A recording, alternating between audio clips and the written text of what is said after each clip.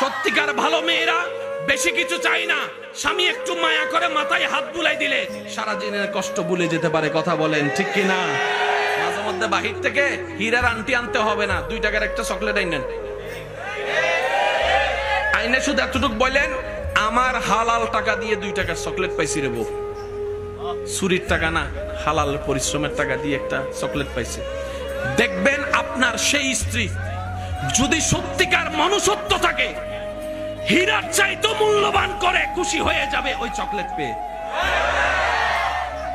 আওয়াজ দিয়ে বলেন বিশ্বাস আছে না নাই? আরো জোরে বলেন বিশ্বাস আছে না নাই? মা থাকবে, বউ থাকবে,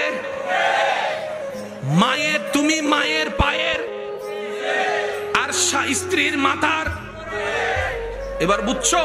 সে বলে যে হ্যাঁ এবার তো ক্লিয়ার। বেজাল কোথায় লাগছে? মাথাওয়ালার বুকওয়ালারে একভাবে চিন্তা করে। ও বলে না, বলে না, বলেন আরো জোরে জোরে জোরে, আরো জোরে বলেন ঠিক কিনা?